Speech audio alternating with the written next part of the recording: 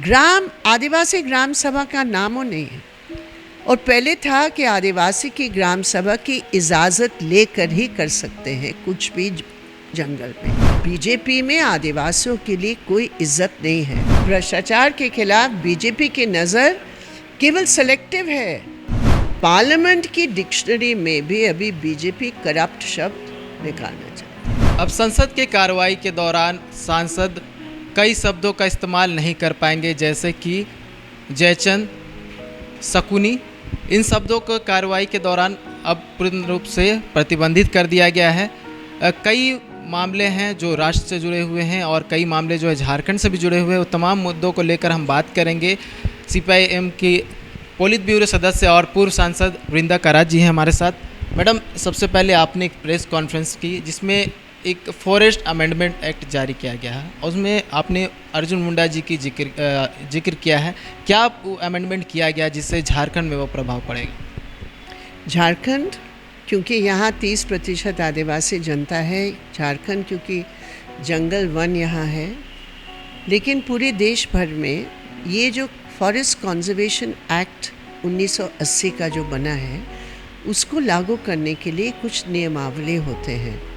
इन्होंने वो नियमावली को बदलने के नाम पर पूरे आदिवासी और आदिवासी ग्राम सभा के जो अधिकार हैं, कोई भी कॉर्पोरेट प्रोजेक्ट करता है फॉरेस्ट लैंड पर, कुछ उनके ऊपर शर्तें लगती हैं।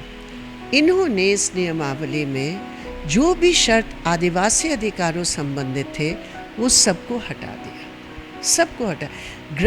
आदिवासी ग्राम सभा का नामो नहीं है।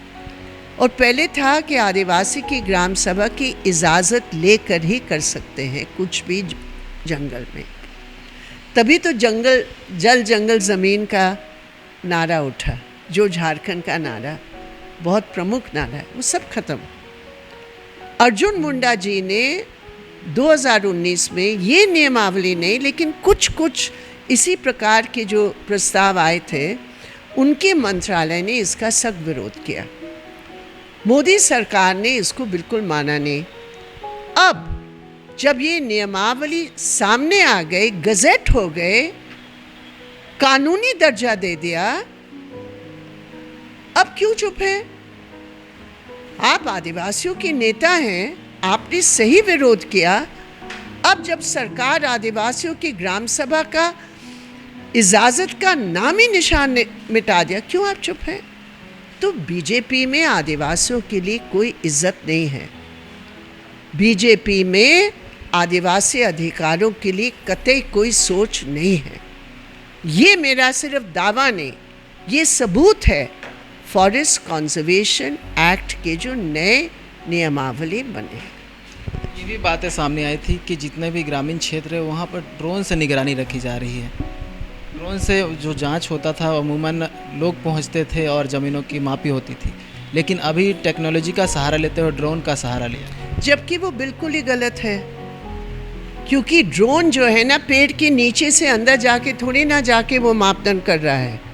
तो ये इवन ड्रोन नहीं, इवन सैटेलाइट इमेजरी में जितने भी एक्सपर्ट्स हैं, सब ने कहा कि फिज़िकल वेरिफिकेशन की ज़मीन के पट्टे के नाम पर बहुत सख्त ज़रूरत है, बाकी वो साइंटिफिक नहीं है। ये भी कहना था कि उन्हें पता ही नहीं चल पा रहा है कि उनके क्षेत्र में कोई इस तरह का दौरा भी हुआ था, कोई जांच भी हुई थी। ये बहुत ही गलत है, बहुत ही। मैं आपको बता रही हूँ ना, आदिवासियों के जो संवैधानिक और कानूनी अधिकार है वो तो बस धज्जे उड़ा रहे हैं बीजेपी। अब आते हैं राष्ट्रपति चुनाव को लेकर। आप खुद महिला हैं, द्रौपदी मुर्मू जो है महिला प्रत्याशी NDA की तरफ से किया गया है, लेकिन एक बात आ रही है सामने कि विपक्ष की ओर से कुछ लोगों ने समर्थन किया है, लेकिन CPIM की तरफ से बात करें तो उस तरह का समर्थन है। क्यों? ये NDA को लेकर विरोध है या फिर कुछ और?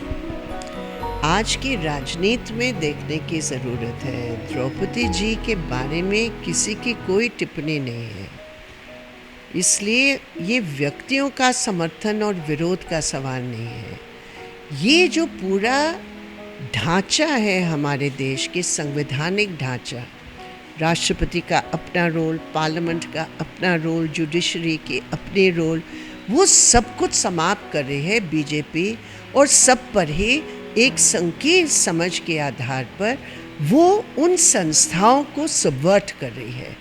इसलिए ये बीजेपी की पॉलिटिक्स की जो ये सारे इंस्टीट्यूशंस के ऊपर जो हमले हैं, आज उसके संघर्ष है, व्यक्तियों के बीच संघर्ष नहीं है।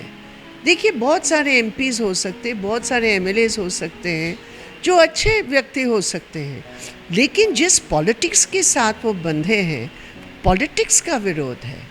तो आज बीजेपी आरएसएस जो पूरे हिंदुस्तान की संविधान को समाप्त करके हर इंस्टीट्यूशन को मोहर लगाने का जो काम करना चाहते हैं, उसका हम लोग विरोध करते हैं।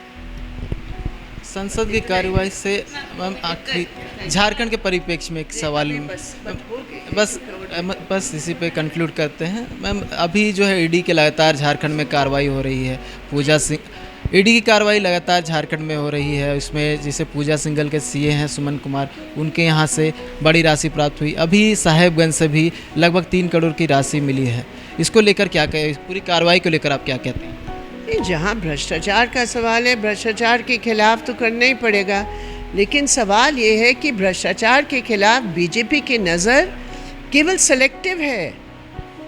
जब इतने हजारों करोड़ खर्च होकर महाराष्ट्र में लेकर गए तथाकथित बागी शिवसेना एमएलए को, उस पर क्यों नहीं ईडी लगाया गया? वो पैसा मनी लॉन्ड्रिंग का पैसा है या नहीं है? क्यों नहीं जांच हो रही है? तो बीजेपी का भ्रष्टाचार के खिलाफ कोई मतलब ही नहीं है, क्योंकि खुद ही भ्रष्टाचार में वो सहारा ले रहे हैं। खुद ही ये सब काला धन और कॉर्पोरेट पैसे के आधार पर वो अपनी पॉलिटिक्स चला रहे हैं। ये महाराष्ट्र तो उसका जिंदा मिसाल है, गोवा जिंदा मिसाल है, मध्य प्रदेश जिंदा मिसाल है, जहाँ जहाँ वो अपना पैर डालते हैं पैसे के आधार पर। तो इसलिए पार्लियामेंट की डिक्शनरी में भी अभी बीजेपी करप्ट शब्द निकालना चाहते हैं। इसी से आप समझ सकते हैं। Thank you. कितना मार्क्स देंगे? नहीं, मैं कोई मार्क्स देने वाली नहीं हूँ, लेकिन सिर्फ यही कहूँगी कि जनता की जो आशा है और जनता जो एक्सपेक्ट करती है गैर बीजेपी हेमंत सोरेन के नेतृत्व की सरकार, उसमें वो डिसअपॉइंटेड है। ये थी हमारे साथ वृंदा करात, जिनका कहना था कि बीजेपी पैसे के दम पर अपना पॉलिटिक्स चला रही है। साथ ही उन्होंने कहा कि हेमंत सोरेन पूरे कार्यकाल की बात करें तो वो पूरे कार्यकाल उतना संतुष्टिपूर्ण नहीं रहा है, वो डिसअपॉइंटेड है। द न्यूज़ पोस्ट के लिए अपने सहयोगी संतोष सिंह के साथ नीरज कुमार, रांची।